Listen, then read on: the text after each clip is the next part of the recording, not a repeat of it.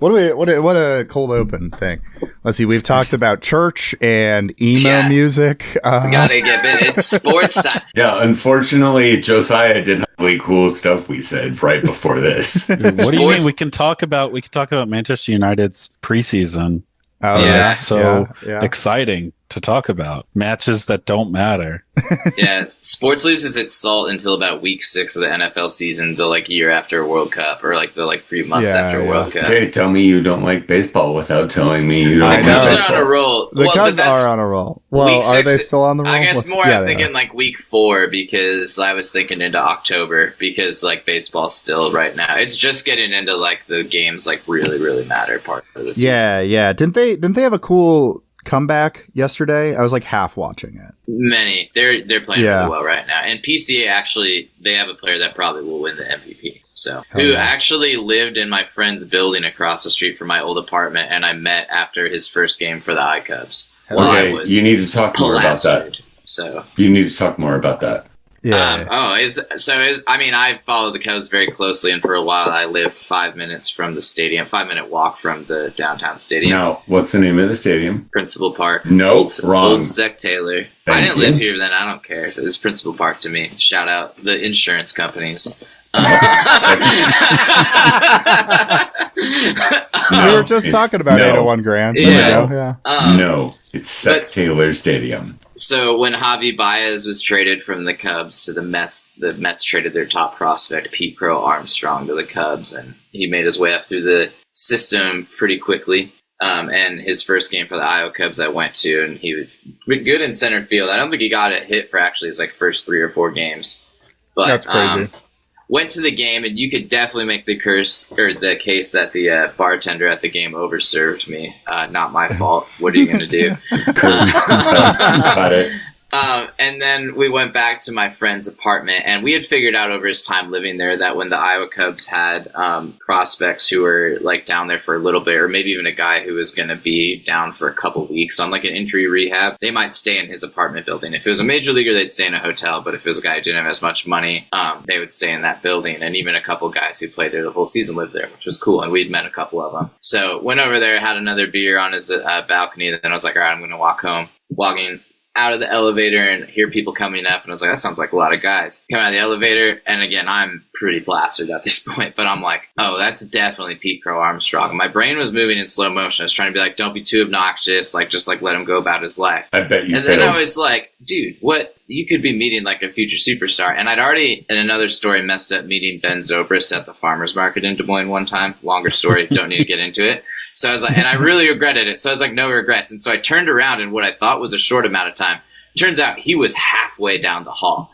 But like a scene from The Sandlot, as if I was a 12-year-old kid, I stopped the elevator door from closing and yell out, hey, are you Pete Crow-Armstrong?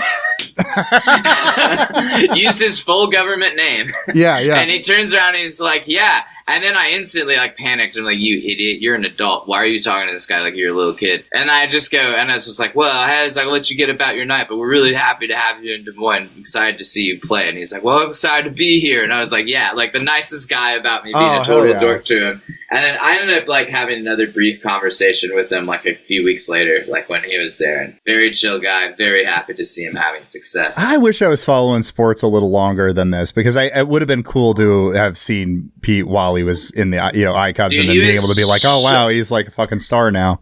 It's been awesome because he came in with so much hype, and he also kind of makes some silly plays every once in a while and was a little bit wild at the plate. So he would like hit monster home runs but then strike out a lot. So people like to talk trash about him. And it was awesome being like, no, I've seen it happen to AAA. I was there. This guy's so good. He just needs to figure it out. And once he figures it out, he will. And now he's like, I mean, even when Ohtani was pitching, comparatively, his defense in center field had him as the same value to his team overall as like Shohei Ohtani, who's like maybe the greatest baseball player ever. So he's been absolutely incredible this season. Not sports related, but the biggest running into a celebrity thing that I've ever had was I was in LA, walked around a corner and ran into Mos Def. Oh shit. Like literally ran into? Yes. No, like literally ran into Mos Def.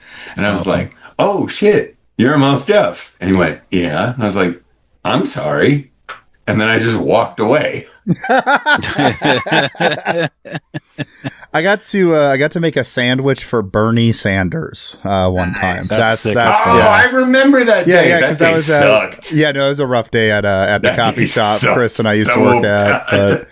But yeah, I made him a ham sandwich, and I don't remember. I said something nervously to him when I gave him this because I shook his hand after I gave him the sandwich and said something like, "Oh, you're an inspiration," or something humiliating. I don't remember. Yeah, dude, so bad.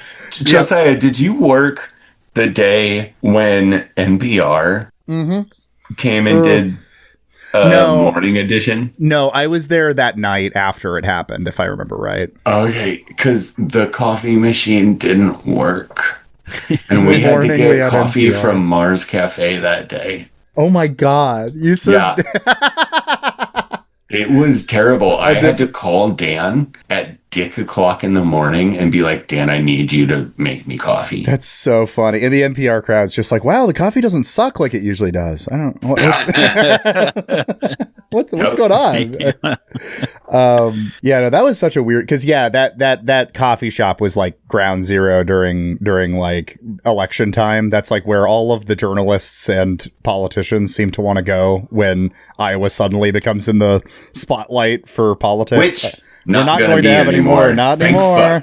Fuck. But in the past, yeah. So like, I don't know. I had so many weird experiences. I was in the back of like, I don't remember if it was CNN or MSNBC or something. I was in the background of national TV one time, just like awkwardly, me and my buddy Mo just kind of like awkwardly staring into the camera while like some political figures were set up. I appeared on British TV. Like they asked me questions. I was going to say you answered questions. Yeah, like I was on Sky. That's crazy. Yes, because they couldn't find anyone else to talk to them. I got interviewed at a Bernie Sanders event that year in like late 2019, early 2020. No, it would have been late 2019. Yeah. And it got interviewed by some like French publication, and I could find it out there still. It is funny because I was like in my communist college student mode, and they were trying to be like, but aren't people nervous about like, you know, Bernie Sanders says he's a socialist or whatever. I'm like, we need socialism. Like I'm in all, maybe we need a radical. Anyway. You were a documented Bernie bro. I literally, yes, I was interviewed as the Bernie bro in some French publication one time. Le Bernie bro. Le Bernie bro.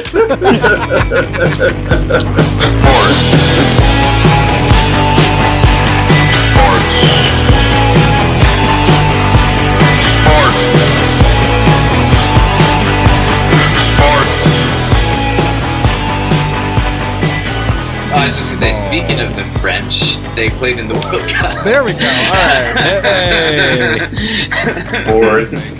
Sports.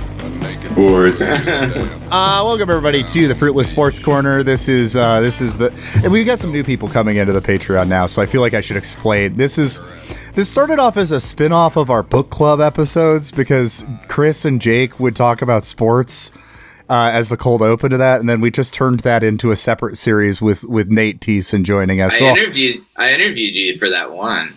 Oh, like yeah. Your newfound sports. Oh, that's right. Yeah. That's the other also sports we did it episode. because sports is fun and like, you know, just like show and people enjoy some sports. It's better. It's also perfect as a Patreon series because like none of us are like experts. I mean, Nate might be close to being kind of I don't know. You're a bit obsessive, but none of us are like I wouldn't be confident doing a sports podcast, but a sports series on the Patreon. Welcome. Hello. Here we are. I could certainly do a podcast for my teams. The greater leagues would be tougher. Yeah, doing like a NFL podcast would be hard. I think I don't know my shit well enough.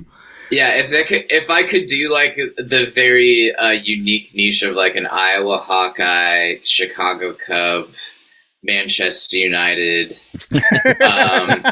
Green Bay Packer, and then also I'll watch basically every Iowa State, St. Louis Cardinal, Milwaukee Brewer, like that. Yeah, like whatever niche of podcast that, like Midwest sports, I guess you could say. Yeah, there you go. I would be okay. Yeah, that would make sense. Well, right now, this is the #1 Midwest sports podcast. True. That's true. We are the number one Midwest sports podcast. I haven't checked. I don't know if there's other ones out there. I do know that someone from Sicko's Committee is a listener, though, so that's cool. So I have that connection. Shout out to Sickos. It's almost your time. Yeah. It's almost time. Hell yeah. Well, yeah. What do we want to start off with first? I mean, probably World Cup, right? Like, what are we doing? World Cup. That happened. This was a preview for a Patreon-only episode. So check out the show notes if you want to hear more.